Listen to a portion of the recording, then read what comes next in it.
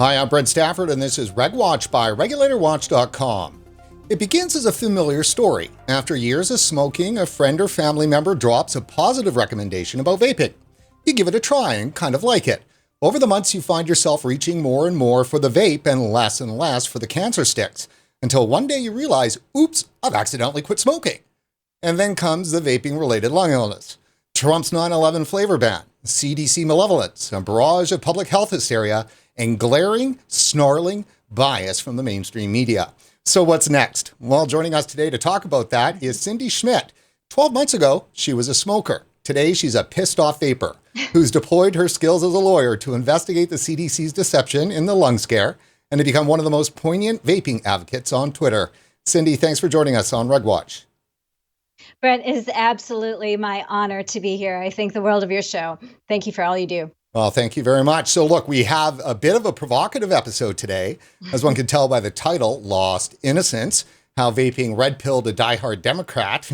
I can't wait for that. Well, let's talk about your story first until we get there. Where are you from and how long were you a smoker? Sure. So I actually started smoking. I think I had my first cigarette when I was 12.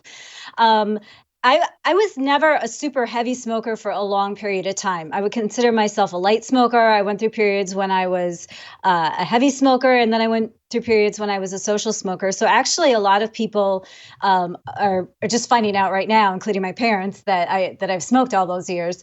But I'm from Illinois. Basically Illinois. I spent about 10 years there teaching elementary school. And then I went to law school out in Arizona. And I was an attorney there for 7 years, practicing in civil litigation, doing primarily defense work. And recently I moved to Wisconsin to be closer to my family. And so I'm not working at the moment, but I plan to be in the near future. And all of this, I had just quit smoking. I started vaping early in 2019, and someone had recommended it to me, my hairdresser actually, and I just picked it up. And before I knew it, within a few months, I had completely replaced the smoking with the vaping. So I was really disappointed when I heard about the ban. So before we get there, then, were you intending on quitting smoking? Well, I mean, I think as a smoker, it's always in your mind. I mean, for me, it's kind of always in your subconscious, but this was not something where I set out and said, I have this big goal. I'm going to quit within 3 months. I mean, my hairdresser mentioned it to me as just an alternative nicotine delivery device. So I just started vaping, and I was still smoking, and I was going through a period of time when I was smoking quite a lot. I was smoking when I was working and so on. Working from home and so on and so forth. So, it really wasn't more of an unconscious thing. I started feeling better. When I smoke, and it's part of the reason why I was more of a lighter smoker, I do have a reaction to it. I mean, my chest feels tight. I'm coughing. I've got a sore throat. I have swollen sinuses. My eyes are swollen. And I don't have any of that with vaping. So, I mean, I smelled better. I liked it better. I felt better. It was a no-brainer. And one day I just realized there was a half pack of cigarettes sitting on my shelf that I had completely forgotten about. And I threw them away, and I kind of smirked because I said, wow, I just quit smoking without really thinking about it. The brilliance and wonder of vaping. It's true. It's true. So this was, this time last year is around the time that you were first exposed to a vape. It was early of 2019. By June, I had quit. So, and now, may I ask, young lady, what particular device was that? Well, I did start on a Juul. And I have, I don't agree with everything Juul has done necessarily. I don't know all the details, so I'm not going to say here nor there about them. But I will tell you that their device was effective for me. And I did try some of the other flavors. I tried the tobacco. I tried the fruits. I hated the fruits. I liked the mint, and that was the only one that I liked. And so when Trump announced the flavor ban, I was really, really upset about it. So, okay, so let's just kind of go spring of last year. You're cooking through the summer. You realize you're free from cigarettes. You're sucking on a Juul and life is grand. You're in utopia. Well, yeah. I mean, who wants to smoke? I mean, I like to smoke, and I'm totally like a liberty defender to the end. I think it's, nicotine in and of itself, I don't see the harm in it. But yeah, I was super glad to make the switch. Excellent, excellent, excellent. So you weren't a vape. Let me ask you, because I know some of your story, obviously. Prior to 9/11, which of course it is 9/11. Astonishingly, it's 9/11. Yes. That Trump did that. Prior to that, were you involved at all? Had you searched any articles? Were you aware of the major controversy around vaping? I mean, what was your awareness? I don't remember my awareness being high. If something came up, I just can't remember, actually. So that tells me that it wasn't really forefront in my mind. What I did remember was the flavor ban. And, sometimes I go through periods of time being an attorney where I kind of like remove myself from the world for a couple of weeks. So, it just may have been something where I wasn't paying attention to the news about the illnesses. But yeah, I heard about the flavor ban, and I just happened to stumble on Twitter. I had 20 followers. I almost never got on Twitter. I had that account for 10 years and almost never used it.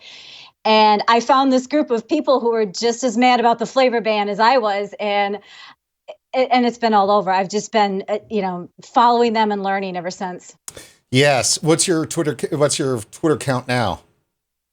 I think I'm almost up to 3,000. You totally kicked RegWatch's ass, right? Unbelievable. That's not right. People need to follow you. Yeah. Well, okay. So, all right. So, I want to, we've got time to, knead out the story here. So just curious, like, how did you find out about the Trump's ban? Because, obviously it was mainstream media. So was it mainstream media that actually informed you? It was, yes. MSNBC. Oh. The channel that was on all the time in my house. That's what happened to me, Brent. God. Okay, so there's a reason why our episode is titled the way it is today. Just so you know, I sent out the promotion for this yesterday. One of our viewers would have been somebody within our RegWatch family network, right? We've got, getting close to 10,000, which is great, that are on our page. And so it went in somebody's feed. I didn't recognize the name, but the response was when I opened up this morning in my notifications on this episode's promotion was the use of red pill is a pejorative in this context. And I'm like, do you know Cindy's story? Do you know Cindy? And I use the leftist word narrative, right? Because that's a leftist word. That's a progressive word. Anybody uses narrative is saying, I don't believe in the truth. I believe that it's okay to lie. And whatever I decide is my truth, I'm going to tell it in my narrative. And then you're just going to have to take it and stick it, buddy. And then if you can get enough people behind you with power, we're going to force this narrative and all that on people. I don't agree with that. So that's why I use the word narrative, to use his leftist little word right back at him. Right. Okay. So do you know her narrative? Because pejorative is her term. Red pill is her term. I'm feisty today. I'm definitely feisty today. Well, good. So, okay. So MSNBC. I can hear you and understand you about that. I also do understand very well that MSNBC, for those that are brainwashed, MSNBC is the home of progressive brainwashing. I can attest to that because I'm not sure when MSNBC went on the air, but as far back as I can remember now, 2000, for me, I have not made a decision on where to live unless the cable availability in that area carried MSNBC.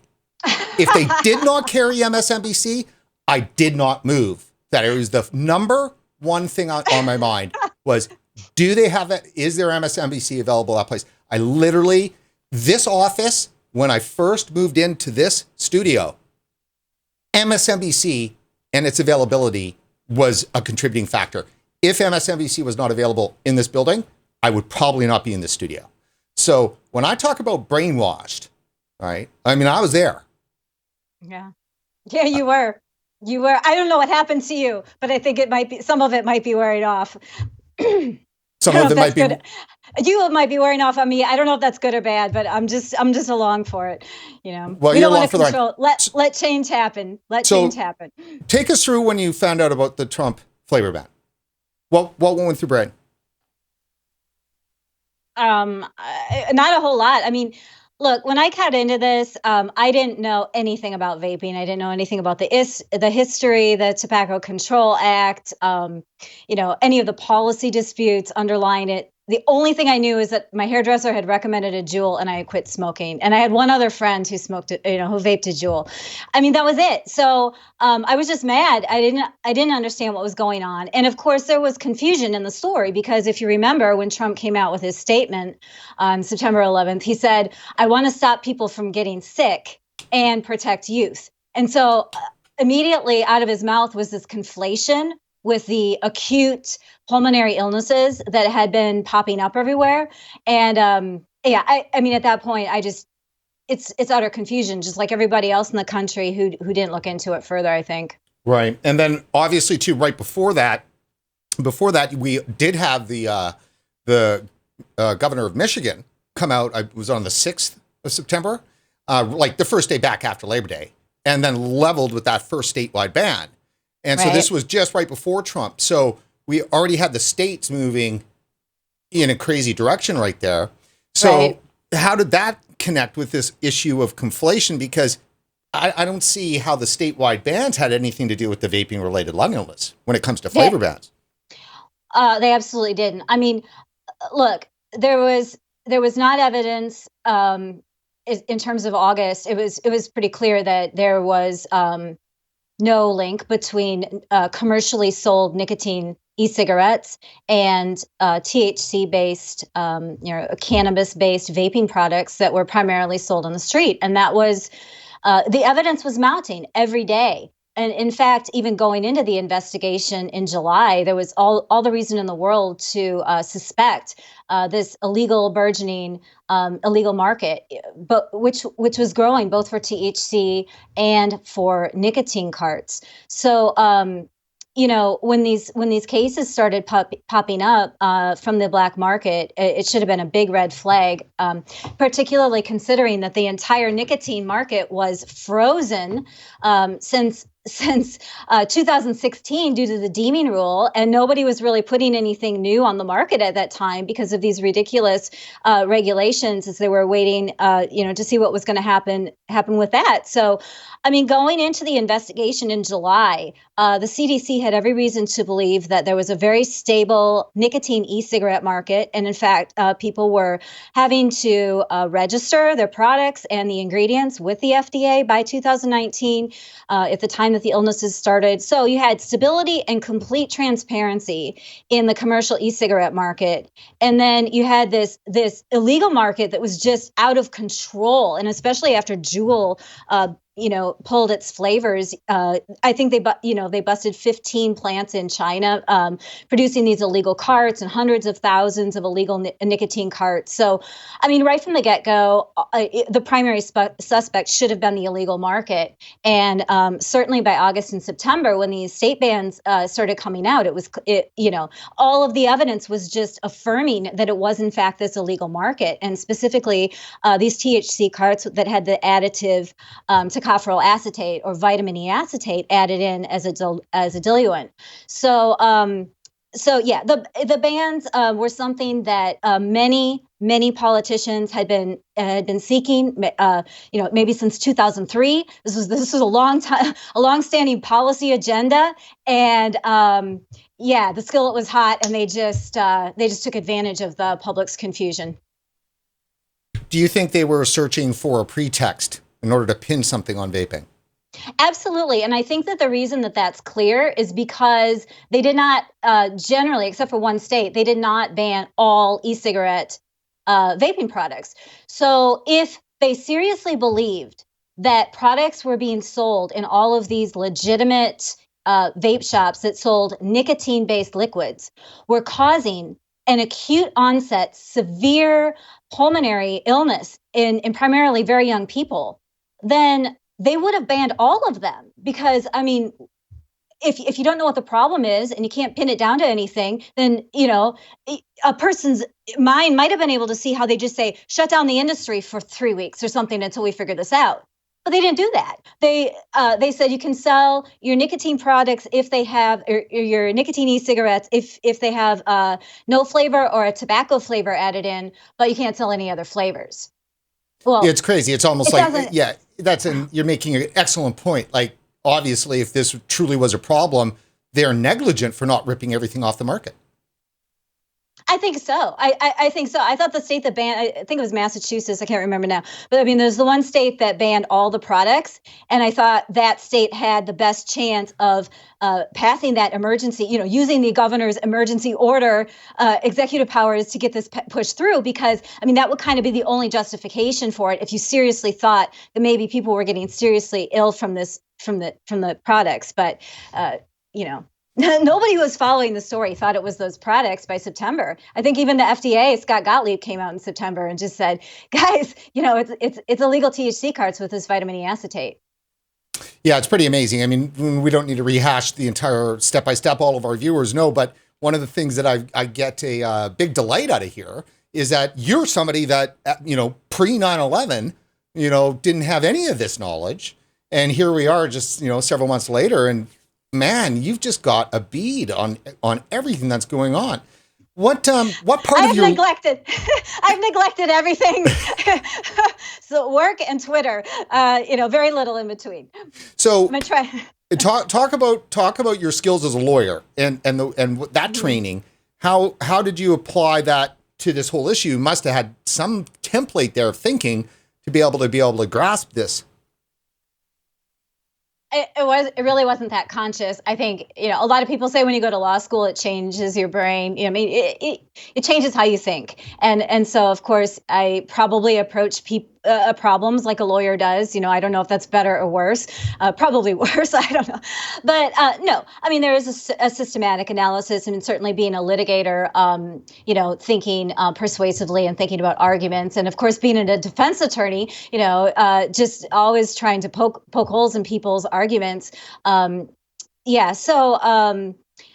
this was something that I just couldn't resist digging into to see really what really happened here. And the more that I learned, the worse it looked. It's bad. And I mean, I'm kind of smirking about it, but in reality, it was just an utter tragedy. Definitely. I've just got a little Chiron up here. We've received a lot of requests over the last little while about getting RegWatch up on podcasts. And when we first looked at that over the first couple of years, it didn't make a lot of sense because our pieces were 8 to 15 minutes, that kind of thing. They weren't long form.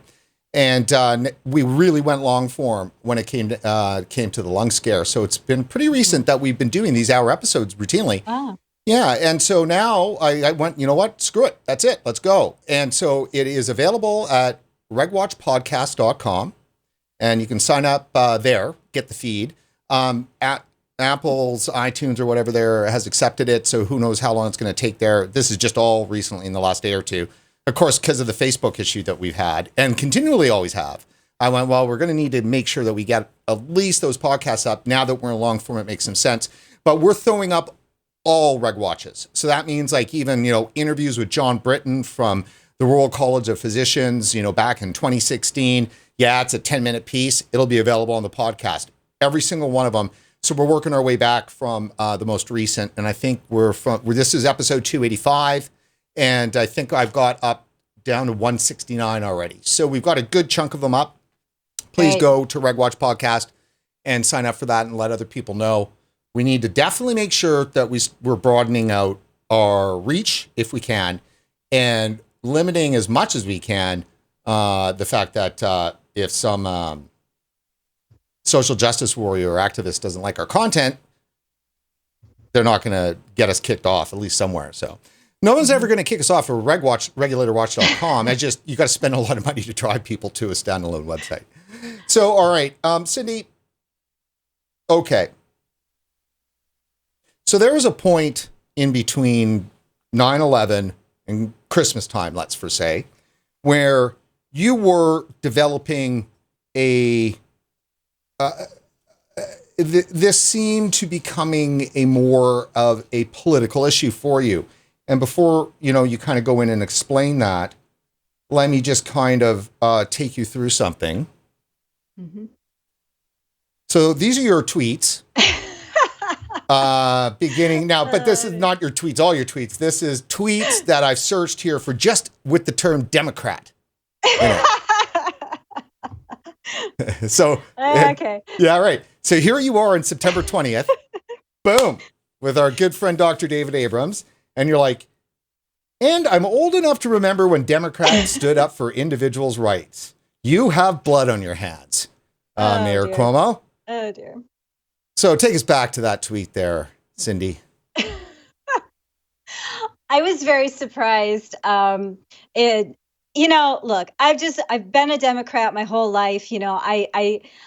I do believe in liberty, but I mean, it's found on the left and it's found on the right, I think in different ways. And, there's a push and a pull and pros and cons. And I just always ended up on the left. And I think I went a little far and maybe excluded some diverse viewpoints there for a while. So wait, how far would that be? As far as being in a major march somewhere in Washington? Yeah, I was kind of a person that thought the world is going to end if Trump gets elected. And, I had voted for Obama twice and Hillary, and I just crumbled. I mean, like, it was so certain Hillary was going to win. And I literally fell to the floor just sobbing, like, this is the end. And I did fly to Washington, D.C. I attended the Women's March and, kind of started the clock. When is this going to be over? When is this going to be over? And look, I haven't changed all my opinions about Trump, but I'll tell you what, all things considered, he's been very rational and reasonable about vaping. And I have to give him full credit for really considering the issues, I think, in a pretty fair way. Now, I mean, obviously, everybody did not get what they want. We still have a lot of hurdles ahead. I'm not trying to say it was perfect, but I think all things considered, and particularly considering all of the pressure that he was getting from various groups, I was thoroughly impressed. Yeah, no, fair enough. And I mean, it's not just a Trump issue, right? But let me ask you this. Well, this is an obvious question. The whole concept of I vape, I vote must be just completely, totally new for you. Which aspect of it? Well, vaping was new, and being a single issue voter, I guess, was new. Yeah. Yeah. Now, what about the company you keep now? Are they the same kind of company you used to keep, when you're protesting, for climate change and all that, or? I just moved across the country, so I'm not keeping a whole lot of company right now. But, it is, I don't know if this is where you're getting, but I did notice it does feel different being on the other side. And I'm not saying who I'm voting for. I haven't even decided. As you pointed out, I've been following the Libertarian Party, trying to be open-minded and expand the thinking. But I did get a firsthand experience with what it feels like to give to say something positive about Trump, without even saying that I was going to vote for him, just giving him credit where credit was due. I mean, the tweets that I would get back, oh my gosh, it's the end of the world. How could he be, he's this, he's this, he's this, I'm horrible. And yeah, I just felt like, this is how Trump supporters feel. They're just called names all the time and just bashed. And it's bad. It's bad. The pressure from the left is really intense right now. Do you recognize yourself in any of that now on the other side? Yeah, I mean, I wasn't like on Twitter bashing people. I mean, the ratio is a new term that I learned since September, but and I do try to be respectful of diverse political views, and I have had friends, and such who are span the political spectrum, but I think that we really could benefit from really and people say this and it's almost a platitude, but boy, if we could just put down all the name calling and the hate and start really talking about issues, we might really get somewhere. And I just now I'm just curious, like what really were the underlying issues that were important to Trump that they believed that the Democrats weren't hearing? Why really did they vote for Trump? Because I kind of dismissed them as not having valid concerns back in the day. Yeah, so to speak. Yes. Mm-hmm. Right. Yeah. Why do you? Well, now this is about Trump to the extent that, of course, he's right there on the vaping side and bull in a china shop, so to speak. I do agree with you that I think that he's probably found an interesting management of this issue to the extent that I don't think that if he was led astray or wrongly steered at the beginning, if that hadn't happened, I don't know if we'd be in the same spot as we are now, because I truly believe that for Trump, it took something like that for him to like step into it, step into the, doggy poo, so to speak. It took him to do that and then experience that backlash for him to turn around and look and go, wait a minute, these same people that are telling me all about vaping, they're the same people that are leading me astray on every single other issue, right? They're the same people. Oh my God. I bet you until vaping, well, I guarantee you, until vaping, there's no way Trump would have ever thought that public health was his enemy politically. And then after vaping, he recognized public health is his political enemy. They're my same enemies. They're my same people. They're the same enemy. And so, and I think that that's impacted the coronavirus.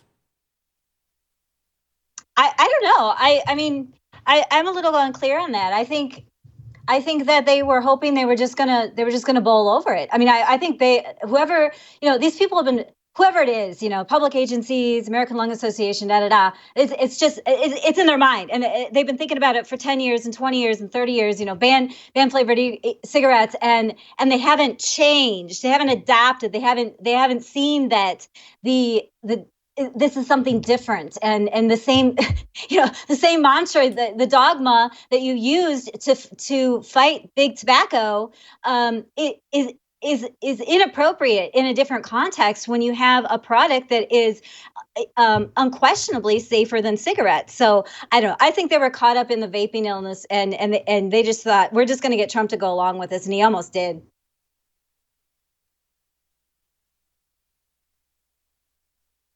I mean, there's a lot there. There's a lot there to unpack, I think, for me on my end, because I don't really believe anymore that the fight against big tobacco was anything more than just a mafia shakedown. I'm not sure what you mean by that. Well, the left loves to beat up on corporations. They're doing that forever, right? And big tobacco is massive. So let's think about it. You hear the exact same arguments about big tobacco in the decades-long fight of all the things that big tobacco has done. You can take every single allegation that's been made about big tobacco, and the same people are making the exact same allegations about oil, right? You've got oil companies, the exact same thing. Well, they did this, they did that, they had this, they had that. It's almost exactly the same. And so, and that it's a kind of a catch-all, because they try to apply the same thing to vaping companies. But until Juul entered the market, they were unable to make that stick. And so the reason why the insidiousness about Juul is they built Juul up in order to take it down so it would fit the narrative. Does that make some sense? Did I explain that well? They built Juul up. They allowed it to flourish for a while. We already know Michelle Minton was just on the show. I mean, all of the news stories and all the public health ads, all of that was the biggest marketing for Juul ever. I mean, it's proven. I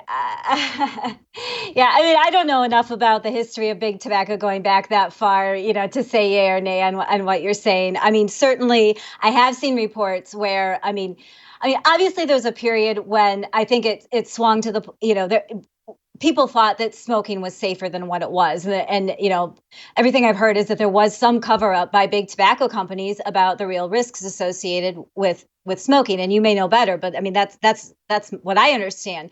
But then the pendulum swung. And when they cut, they cut the funding for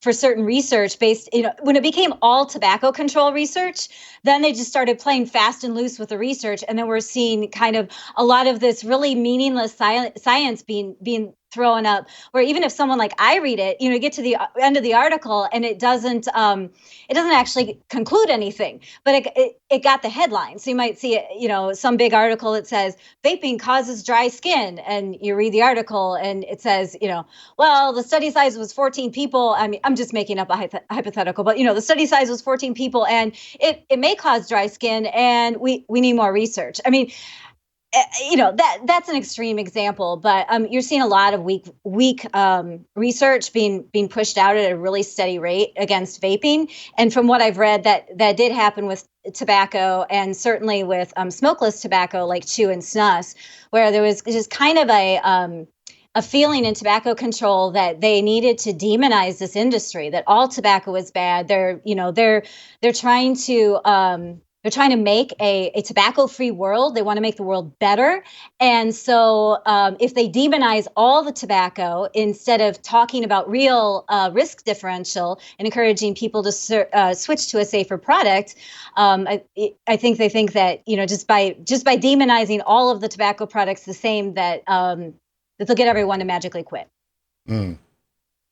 Yeah, I mean, that's true. It's just so stupid because human beings are allowed to make decisions, and some people will trade, the extra years of life that they might lead for some pleasure of some cigarettes. I'm just on the CDC site here right now, and it popped up in the search. They're still saying that smoking leads to a death, early death by 10 years. So it cuts 10 years off of your life. Mm-hmm. New research out over the last 5 years, 6 years, I mean, it's been out for a while, has been lowering that number. And that number is the most recently that I've seen, credible research, is like 3 years. So the actual real number for if you smoke, right, and a provable death, right, which is hard to say because they've got the smoking-related diseases, kind of like vaping-related lung illness. But either way, that number has been down. So, if CDC has been lying for 40 years, right? Why would we accept what they're saying right now? Why would I accept anything they said about tobacco? Because the CDC is a agency that is unconcerned with health and 100% captured by ideology. Almost all of their research money is spent on social issues. So when you want the handgun stats for the United States of America, those stats come from the CDC. Huh? How are handguns disease? Well, yeah, but it's social and it's epidemiology. So population level stuff, that's all CDC. So all the rape stats are CDC. So I don't know if you remember back a couple of years ago when Obama was still in office, and there was the massive push out in the media about how 1 in every 5 women at a U.S. college or university is raped. How could you forget that? It was everywhere. 1 in 5. I mean, so unbelievable that how come, millions of parents weren't immediately dragging their daughters out of school, right? I mean, no, they're not. They're sending them off and getting them some flats of beer for the frat party. Come on. And so Obama said it from the podium. 1 in 5 will get raped. Biden said it all the time. It was a big thing for him all over the place. It was all over the media. You can remember MSNBC, old Joe and Mika. They talked about it all the time. 1 in 5, 1 in 5, 1 in 5. Turns out it was a CDC study, one researcher, done online, 250 respondents, and it's the CDC. What the hell is the CDC doing involved with that kind of research? And then pushing it out. It was the CDC's PR people pushing it out. So as you just keep going back over and over and over again, and you realize the CDC is not an organization that is there about protecting the public. So we look at the coronavirus. What happens? Well, they send out faulty tests. And then when Seattle and all of the local universities and research centers want to make their own test because the CDC's test is not there yet, they're told no, only the CDC can make it. And then when the tests come, they don't work. They lost the entire month of February in the U.S. For testing because of CDC. And, so I shall hand it back to you. Let me clarify.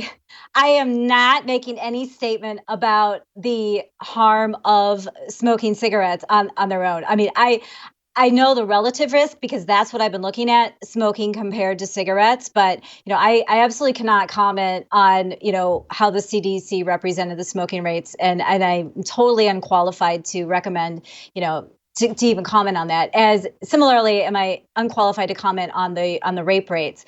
My criticism with the CDC in their investigation of the vaping illnesses was particularly the reporting aspect.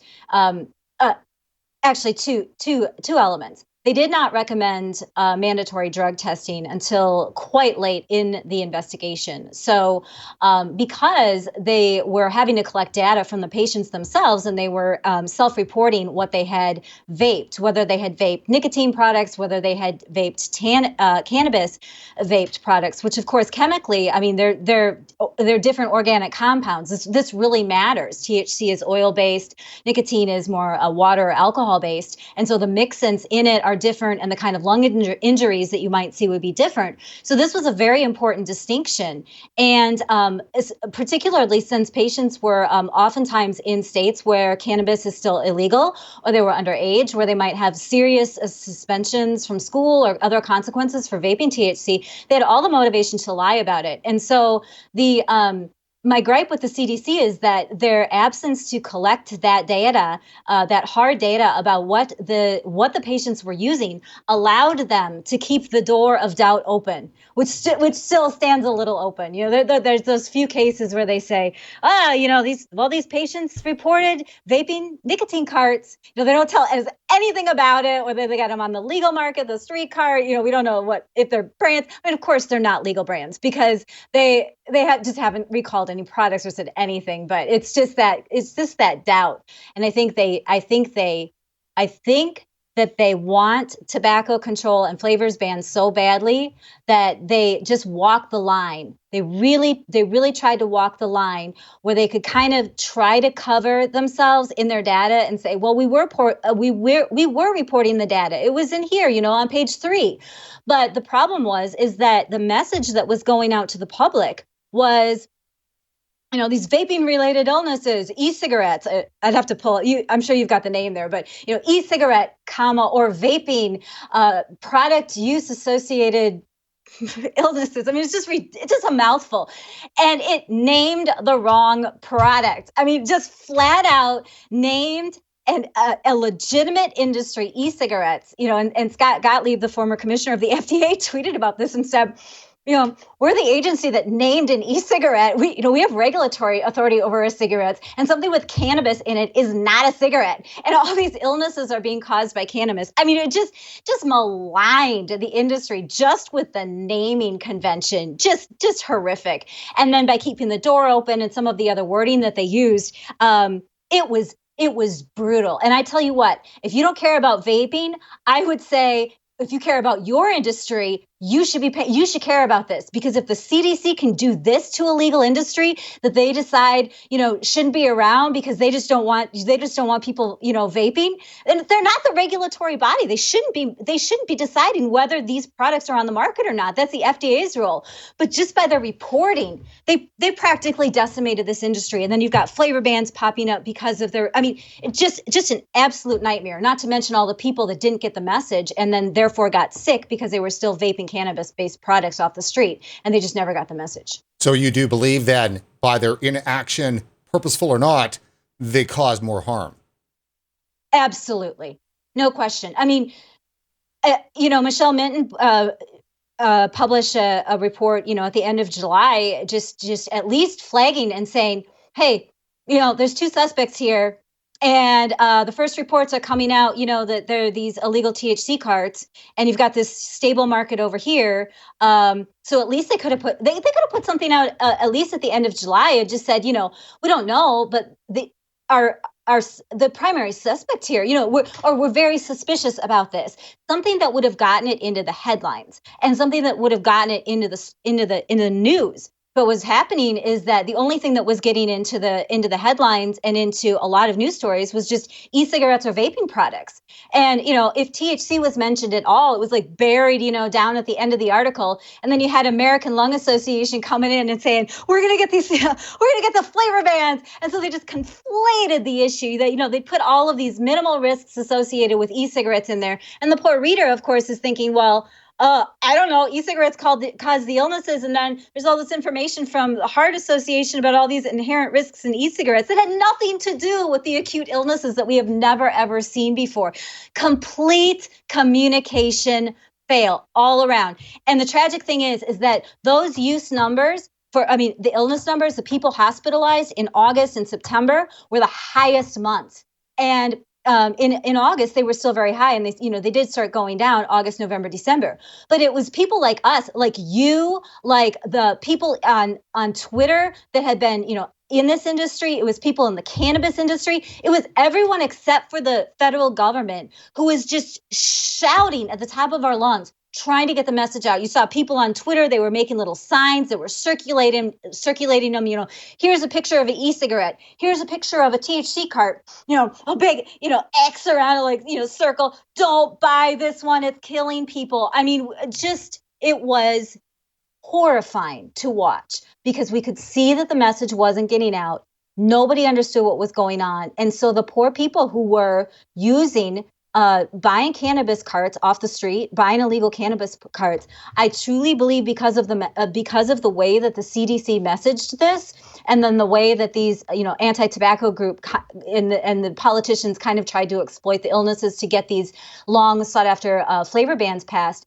I just can't see how there's not a certain group of people out there who could have gotten the message if clear messaging, had been provided by the CDC. It's just tragic. And that is definitely, I think you nailed it right there, is that there was a lack of clear messaging. And if there's any agency that's supposed to deliver that, that is the Centers for Disease Control and Prevention. Yes. Yes, it undermines public trust. I think that's as big as anything, because now we've got the coronavirus coming out, and I'm going, I don't know, either you guys are really incompetent or you just subscribe to a teleological, utilitarian code of ethics where you basically feel like you can exaggerate and lie to the public, if you think it's going to promote the public good. And I just think, that is a known ethical value system for certain public health departments. And the CDC has demonstrated that it has used that in the past, kind of the ends justifies the means. And boy, do I disagree with that. I think that we need to be able to trust our public health agencies. And so that if there is something really important that we need to know, they need to be able to get people to respond. It's just going to be devastating if they need to push an important report out and people don't believe them. And there's a liberty issue too. There's as an autonomous citizen, I expect that my government and, my tax-paying dollars will give me an agency that will tell me the truth. Now, do you think when you listen to the coronavirus, communication from CDC, do you at all shake your head in wonder? I'm just not listening to them. I'm not. I'm checking Twitter. I'm checking Public Health England. I'm looking at other sources. Sometimes they'll turn on, but I just refuse to go there. And that's just me being stubborn. But that's fair. So then let me ask you though.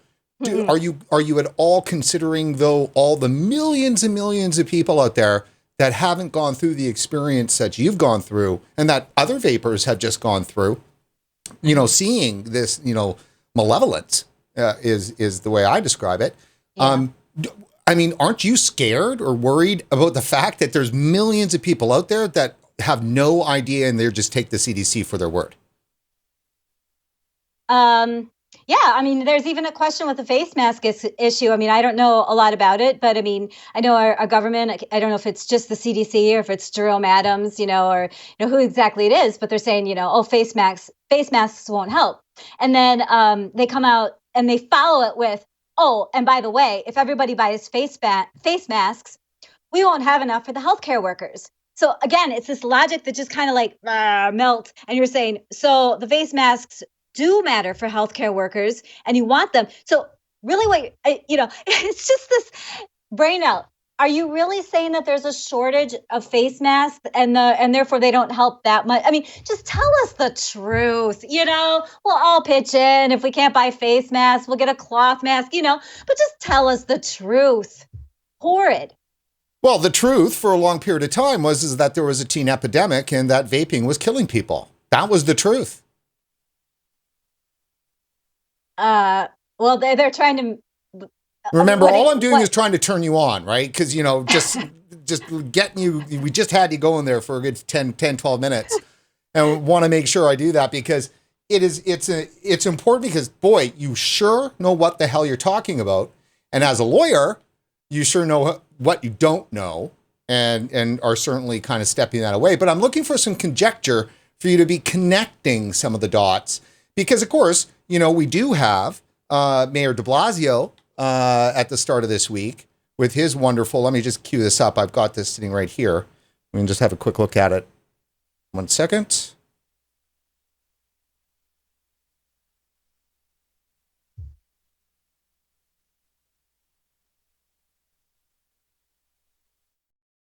That contract coronavirus. It is people who have pre-existing serious conditions and are over the age of 50. And those pre-existing conditions, and our team has really been working to get this definition clear for everyone because we think it's helpful if it's very, very clear. Heart disease, lung disease, cancer, compromised immune system, and diabetes. Those 5 pre-existing conditions. And then one other thing we could call a factor. It's not a pre-existing condition, but it is a factor that we are concerned about and we've seen already. If you are a smoker or a vapor, that does make you more vulnerable. And we'll say it probably several times today and in the days to come. If you are a smoker or a vapor, this is a very good time to stop that habit, and we will help you. Yay. I'm not sure which to address first, the youth epidemic or that mess. I mean, here's the thing. As far as I've seen, okay, I haven't, checked every tweet that's come out in the past 2 days, but I haven't seen any actual evidence for stating that vaping increases your risk of getting coronavirus. Quite frankly, it's unclear whether smoking does, but I think it's logical to say if smoking is irritating your lungs, if you're sick. I mean, look, I'm not giving medical advice here, but just the fact that they cannot resist going after the vaping industry and they have no basis for it. Show me the basis for that statement or quit lying. Quit lying. Yes. Well, so you would think that the CDC, being stung over all of their miscommunication would be like, no, don't say that. We can't back that up. Don't. That's not the case. They're like everything the CDC has done is empowered that kind of statement. Yeah. And now keep in mind, and I'm just going to remind everybody, on September 18th, 2018, when then Commissioner Scott Gottlieb of the FDA came out and said there was an epidemic of teen vaping that posed a clear and present danger to the health of the youth of the nation, we came out screaming on that, going, look, these are public health agencies, and you've got epidemic, and you've got clear and present danger. There is nothing higher than that. Outbreak is on the same level. It's the same thing. Epidemic and clear and present danger. These are the words that public health agencies and governments use to remove civil liberties. And now Cuomo here is the governor that just called in the National Guard on New Rochelle, the city, because of coronavirus. And see, that's the level. Like, they literally could shut Seattle down. I mean, we're seeing quasi things from, fair enough, private companies like NHL and NCAA and NBA and everything else. If they want to shut their seasons down, that's great. But I mean, what we're really talking about here is that public health and the progressive state wants to always exercise power. And the exercising of power always comes down to coercion against the individual. And so that's why I always believe that smoking has been a big issue for them, because it's a private thing. You know, it's something that a person enjoys. They seem to have a real problem with allowing individuals to have pleasure unless it's sanctioned by the government. And so that's one of the issues. So my concern here has always been is the use of the language like epidemic, outbreak, and clear and present danger is like crying wolf. And here we are. I mean, is coronavirus a cry wolf situation? That I don't know. All my instinct says, I can't believe the CDC. All right? Yeah. I mean, did you see the email? I can't tell you the specifics. I just remember I was reading through an email, and it was people, I think it was at the FDA, they were talking about the use of the term epidemic and how they were going to laser focus its application because they had done this like pre-release study, and do you know what I'm talking about? Yeah, I do. It was around the Real Cost campaign. Okay. And so they had said, well, this word works great for scaring youth into not using cigarettes, but boy, it also scares adults away from using e-cigarettes. So, there's kind of this cost benefit analysis. And so their plan was to laser focus, use this term with laser focus just in specific targeting to youth. So that because they were conceding. I mean, they concede that e-cigarettes are safer than smoking. We have 1,300 people who die in the United States. I mean, that's the average from smoking every single day. It's the leading cause of preventable death. There are 480,000 people who die in the United States. I mean, that's our best guess from smoking-related illnesses every year. Yes, and we have according to the CDC. According to the CDC. Yeah, I mean, I knew you were going to, I don't, because I've seen the dispute about the numbers. But I mean, the point is, look, at least give me lung cancer, right? Like smoking is causing problems. E-cigarettes are causing less. I don't think that we can really dispute about that. You got, the big report by the National Academies of Sciences, Engineering, and Medicine came out in 2018 with a 750-page report reviewing all of the evidence that has ever been published on e-cigarettes. And, the Royal College of Physicians. Okay, but just 1 second about the Academy, though. Remember this. Remember this. People on pro-vaping side point to the Academy, that work all the time. And so do the people against vaping. They use it all the time. It's mentioned in Congress all the time. It's mentioned all the time as the evidence against vaping. Because if you look through the actual recommendations in that, it's easy to read that report as being anti-vaping. I think so. Yeah. I mean, there's parts of it. I mean, it's a lot there, right? And I think some of it covers actual risk, and some of it covers inherent risk, and some of it is more policy based. I mean, correct me if you disagree. And I mean, I think that's really where we need to be. And if we could just get down to policy.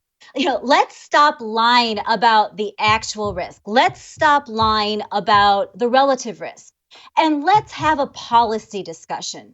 Is there any common ground? Hey, nobody wants a bunch of young people in high school to start vaping, unless maybe if they were going to smoke deadlier cigarettes. I mean, the argument could be made that you'd rather have them take up vaping. But I mean, nobody wants to see these large numbers of vapors. But, there again was another lie, because when you actually break down the data, and I mean, multiple people have done it. I can't cite the exact numbers, but you've got, the numbers aren't as high as they're saying. So they're coming into these congressional hearings and they're saying, 20-30% of all the youth are vaping. We have an epidemic. And when you break down the numbers, that's just not, it's not reflective of what's happening at all. First of all, like, was it Brad Rodu who was on your show who was saying some huge number of these students from the 2018 study were actually 18.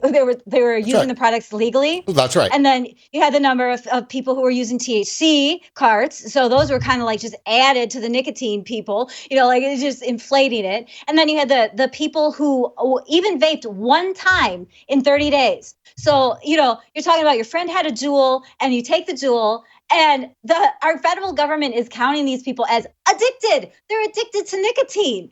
I mean, for crying out loud, these kids are in high school. Look, I wish everybody a healthy life, run marathons, do not use drugs, go for it.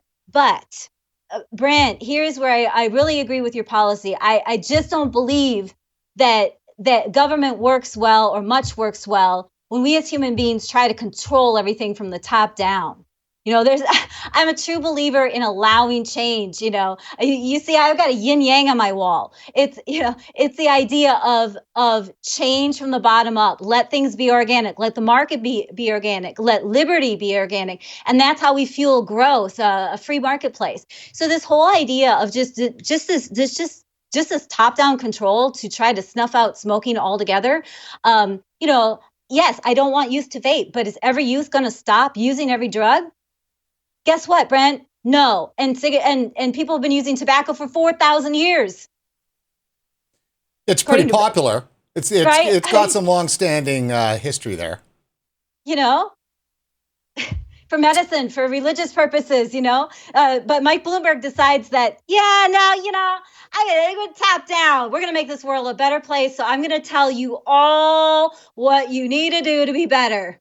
Oh, yeah, because that's what he said. He says, if you need to quit, government's there to help because we know how to get you to quit smoking. Really?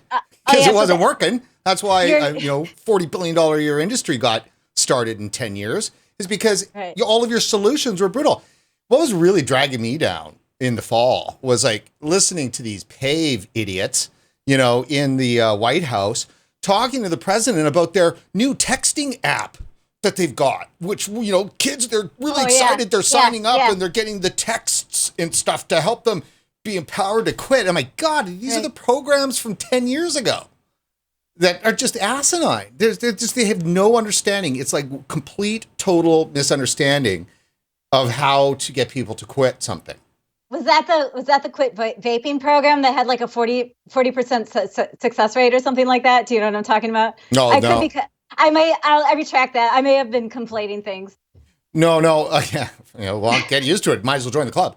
Yeah, I mean, no, because there's a process of which tobacco control has always had with tobacco that they honed, and one of them was these peer pressure systems. So they get teens to peer pressure other teens. So the groups of people, as you know, from your days on the progressive side, you are the bastions of anti-bullying, right? True. All right. That's true. But meanwhile, though, public health is the biggest bully of all, and they just love to take teens and youth and turn them into little Gestapos right within their own peer group to force them in. So that's what they're talking about. They're talking about teens bullying other teens for smoking, and now vaping. That's their thing. So you bully. That's one. You get your peers to bully. Two, stuff like the texting methods and stuff like that for bugging you. So the technology will pester you. Everybody's been talking off and on. I'm sure you've probably heard of it, which is the Hail product, which is yes. Yeah, so the Hail for those. I shouldn't say because I did try to track down the connection to a direct investment by Mike Bloomberg, and it kind of like split paths. There's some guy on Twitter who seemed to know him well and admitted, oh yeah, he invested in it, but then I couldn't actually pin down the actual investment. But I mean, a company that he was like an owner of had invested in the Hail, but then it's vague. But yes, pharmaceutical grade Hail, no problem. As long as it's big pharma and not small industry from, innovation from the ground up. As long as it's big pharma, that's okay. But, those small businesses that built this for the past 10 years, bad.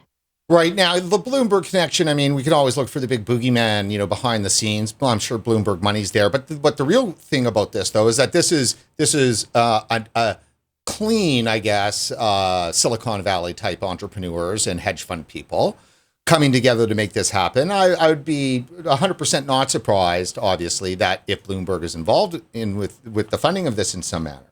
So, but they clearly, the people behind this, right, are definitely the people that are leading the charge against vaping. That's clear in our research on this.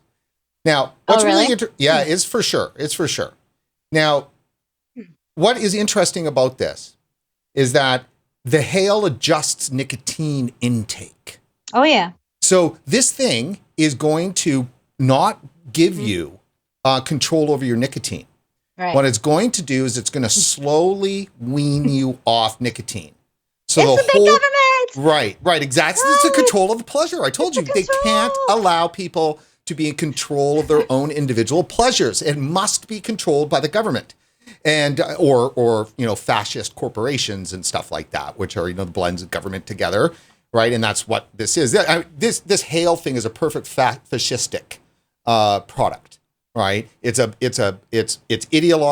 ideology with huge, massive money, potential for huge profits, and total regulatory capture.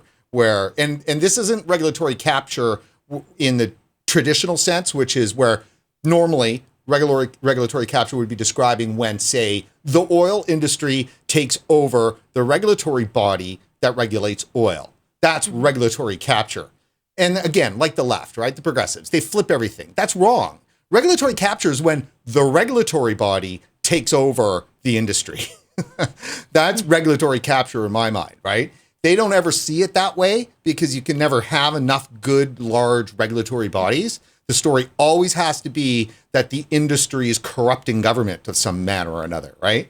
But so Hale is this perfect example of where the ideology, huge amounts of money, regulations meet, and then the accoutrement is that it's going to wean you off of nicotine, which means the device is going to be deciding. The software is going to be deciding. You're not. Right, because once I got on Twitter, I learned, hey, I can go into a vape shop and people will talk to me. And, I went to these great vape shops in Tucson and got to know everybody. And lo and behold, there's a way that you can bring your own nicotine down with an open tank system. And you can buy your nicotine strength in, 24 meg or 12 or 6 or 3 or, 0. And so the contrast is, do you want this computer within the Hale to set your pace for you? Or do you want you to have control over your nicotine level? I vote for me. Mm-hmm. I vote for the individual. Now, when you say use language like the individual and stuff, is this new or did you use that language a year ago? Well, I don't know. Look, I've always been a firm believer in liberty, personal liberty, and there's some things on the left that I think they're good at in terms of personal liberty. Like, let me live my life as long as I'm not hurting you. And sometimes, the conservatives come in and, they're trying to impose their views on, people aren't quite adhering to that. So, I think this is a give and take. There's different issues, but, I don't know that I'm quite talking about it as much as I am now. The Libertarian Party came out in full support of the vapors almost immediately when these issues came up. They've got an I Vape, I Vote website. You might have already said that, but, I've been following Reason Magazine. I watched the show you had on, I think it was in December with Guy Bentley. I think I've watched that 2 or 3 times. I've got like his quote on what it means to be libertarian and progressivism. It's like one of my favorite shows because it's just so informative. And so, that's the thing, Brent. I think when I say I've been red-pilled, however, so many different ways to interpret that. But the truth of the matter is this journey into vaping has also just broadened me politically and just in terms of underlying ideology. And I'm so thankful that I had the opportunity to come together with a group of people. There were a lot of Trump supporters and a lot of conservatives and, people from the left and the right came together, journalists, consumers, shop owners, scientists, you name it, these from all around the world, really, and came together because this issue, we believed so much in this issue. And isn't it ironic that when you reach out and listen, that you just get rewarded for it? It's just growth. It's growth. And that's what we want. I grew. Good. I grew. Good. I like that. That's pretty... That's pretty good. So right before we finish off here, I want to make sure that I get our viewers over to support.regulatorwatch.com, which is our microsite for fundraising for our show. And obviously we can't do what we do without your help. I know it's getting a little harder for some folks to be able to continue their support just overall because, things are going to hell in a handbasket. And coronavirus and huge, massive stock market crashes and all that kind of stuff certainly don't help. But we're going to be here and keep doing what we do. And so we'd ask you to consider going to support.regulatorwatch.com and joining our fine group of people that are supporting us, and Demand Vape being one of them, being the lead anchor supporter of our U.S. coverage, and of course Stealth and Juno and Divine and Flavor Art and our great monthly rock stars. And I always like to mention John Marshall over at Flavor Crafters, because it was his juice that got me off. I mean, it is the juice. I have to tell you, here in Canada, in British Columbia, I went and bought, a pretty good stock up of coils and juice at the end of December, so I could get that in, because I get to write it off. Don't tell. But I don't even notice those kinds of things. You can just keep talking. I'm not going to I didn't say that. Yeah, I didn't say that. It's really bad. I shouldn't have done that. But anyhow, so I got that in all in the last calendar year. And then just this week, on Monday or Tuesday, I was like, oh man, I'm like, oh, one of my favorites. And I'm like, oh my God, British Columbia, we're going to hell. We're going to lose all of our nicotine. We're going to be in 10 ml bottles, blah, blah, blah, blah, blah. And it was the first time that I bought since they put the tax in, and unbelievable. What was 150, 160 is $230, $230, $250. I'm just like, oh my God. I'm just literally, for a moment, I did the math on coils, my coil usage, juice, and the number between what it used to be that I smoked is shrunk so much. And anyhow, because Americans for Tax Reform, that's another group that I sort of follow. You think I ever followed them before? They're a huge advocate for us. And the fact that we'd be taxing a safer product, discouraging use of a safer product is just ridiculous. The Canada's doing that is ridiculous when they're trying to do it here. So let me ask you this, because you're now in, and as we're wrapping here, give us a sense of your assessment of vaping advocacy. Where are there, because you're a fresh face, so your insights are fresh, and your face is fresh too. But you've got fresh insights, you're analytical, and clearly you've jumped into this and you're owning it. So that's great. So what's working and what's not in vaping advocacy? My perspective is very small. I defer to the people who can see the bigger picture, obviously, but no harm in sharing ideas, I suppose. And first of all, we've got this PMTA deadline coming up in May, and I don't know what's happening with that. I am very hopeful that the FDA will not turn over the vaping industry to the big tobacco companies. If this thing gets turned over to Juul, if 14,000 or however many there are, 10 to 14,000 small businesses go bankrupt in May, and the entire vaping industry gets turned over to Juul and other big tobacco companies, that's going to be really bad all around for everyone who did that. Right. So I'm just hoping that there's some common sense in their brain and saying, maybe we don't know exactly how we're going to avoid this, but this just cannot happen, because it's going to be huge. It's going to be huge if that happens. So I'm hopeful for the industry that we'll get through this somehow. And I think looking beyond that, I would just say, we've got to get our memberships up in the VTA and the AVA, even those organizations, I don't know what their dues are. I can't be a member. I'm just, a consumer, but, even if they bring fees down or whatever, just try to get the numbers up. If we get past PMTA or even now leading up to it, there's going to be another rally. I can't remember the exact date. I think it's in May in Washington, D.C. And I am planning to be there. And I hope that some people recognize me this time, because last time only 2 people did from Twitter. So now you know what I look like and come up and say hi. But anyway, look, these organizations are your lifeblood. They will tell you what to do. They will tell you how to stay compliant with the law. They're your your survival, your bloodlines. Join them. And for the consumers, join CASA. Check the website every day. Throw them a few bucks. Throw RegWatch a few bucks. Throw your trade organization ABA a few bucks if you can. If everybody pitches in a little bit. We know everybody's tight right now, but just try to pitch in. And what I would love to see, Brent, is, one thing that I hate about the anti-tobacco is that they're just so good at their messaging. It's like and I said this to you before. It's like as though they're all singing off the same sheet music, like somebody wrote it, and they have the just its mantras like the youth, the youth uses e-cigarettes because of the flavors, and there's a youth vaping epidemic. And we have defenses to all of those arguments. We can come in, we have the data, and we can go through the cost and the risk benefit of tobacco harm reduction and tobacco control, and we can talk about sensible regulations, and we can say there's a way that we can have a net gain if we can both reduce use and keep these flavors on the market for products for adults rather who depend on the flavors for smoking cessation from the number one cause of death in the United States. Let's try to balance. Let's talk.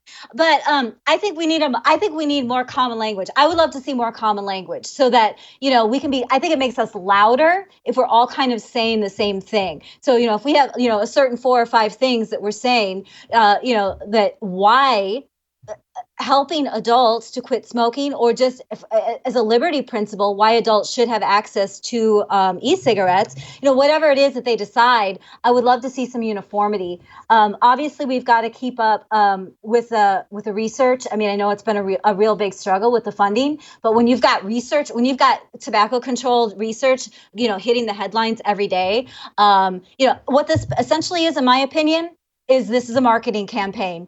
And who I learned that from? Mike Bloomberg. True. And it is a marketing campaign.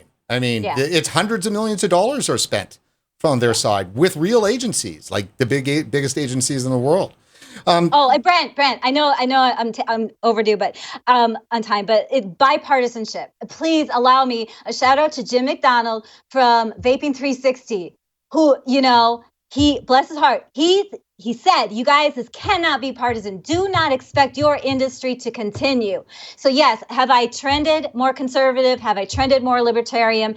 Yes. Am I exploring ideas? But do we have to get in there and talk to all of our representatives if we want this industry to survive?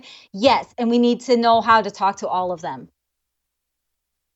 That's my opinion. True. Let me just make sure though that I get my 2 cents in on that. Yes, and it is.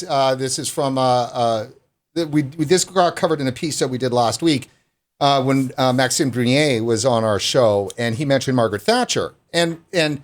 I want to make sure I get this correct for everybody, because she was like, when people are coming to us, conservatives, and saying compromise, we're going to compromise. Well, usually that means the left and progressives are out of power, because they're never asking for compromise when they're in power.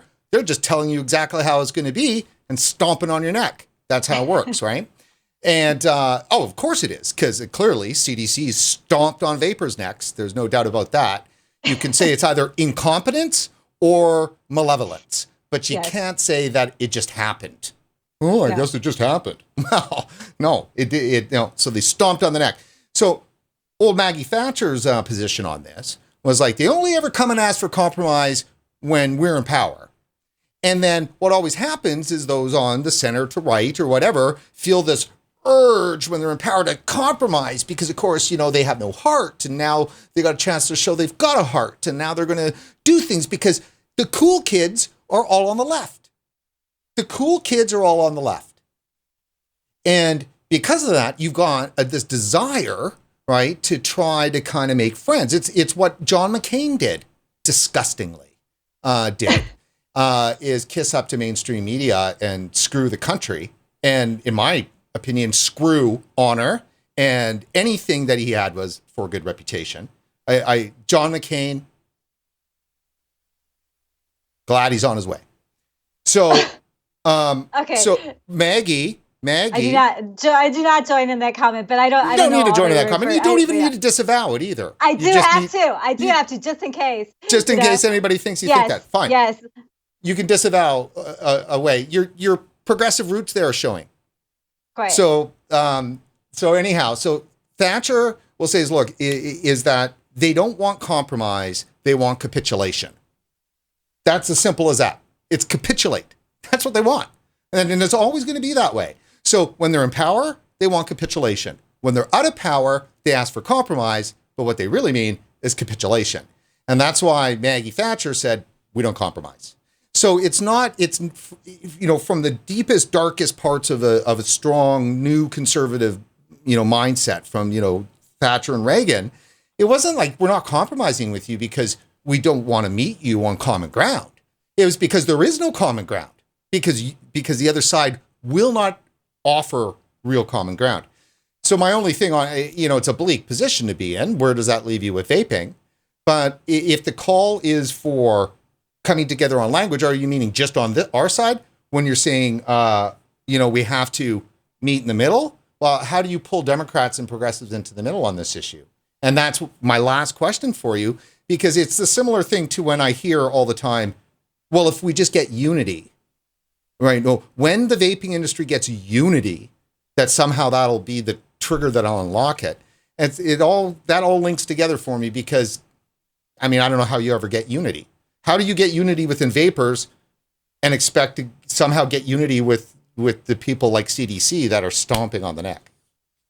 Well, I guess I'm not sure I'm following you completely, but what I was thinking is that, there may be different ways of talking to Democrats and Republicans. If you've got people who are just totally dug in that they want a smoke-free world, then and this is what they're after, and reducing youth use, then maybe we need more studies or better studies or to highlight or emphasize studies that say, hey, vaping e-cigarettes are twice as effective as other smoking cessation products. So, if what you want is a smoke-free world, then this product will help you. And if you want fewer youth smoking, emphasize that the smoking rates for youth are at historical lows. And if you go in and you talk to a conservative, maybe you don't make those same arguments. I don't know. Maybe you make a liberty argument, or you stress the free market and the importance of the businesses. I don't know. That's all I was saying is just that we need to make sure that we're not neglecting people. And I wasn't talking about in terms of voting. I was talking about reaching out and being advocates and going to meet with our representatives or calling them and writing them. Because if we make it past May, people better, in my opinion, better understand that this, if we haven't seen this by now, this is never going to end. Now they're throwing coronavirus at us. They are going to keep at it. So we got to just double down and say, okay, we've been immunized. We're just going to we're in for the long haul. And this is just never going to stop. We're just going to have to keep at it and keep fighting for the rights for adults to have access to e-cigarettes, a safer product than smoking. Well, and it may very well come down to, that there's a black market that has to thrive for a while. Well, that may happen. Yeah. Yeah. Well, Cindy, that's fantastic. So look, I want to make sure that everybody knows exactly how to get to you because you are totally accessible on Twitter and it's fantastic. And what is it? Schmitty? Why don't you go ahead? You spell it out there. Oh, yeah. It's part of my last name and part of my first name. So it's SCHMIDCI. And and I highly recommend people to follow your feed. It's fantastic. You're just filled with tons of great stuff. Good reference material and also very strong opinion. And I think that's important. I am opinionated. And thanks, Brent, for all you do. And you've got my Kindle full of your book recommendations. So I have my reading list for next winter too. Yeah. Now the last thing I wanted to say was that I was quite pleased. I think you are my official, fully confirmed convert. You tweeted me something about how one of my reg rants took you somewhere. It's true. You changed my brain, I said, or something like, change the way I'm thinking. You and go Paul Blair. Well, that's good. Well, you know what? I hopefully I'm responsible for a terrible, terrible mess.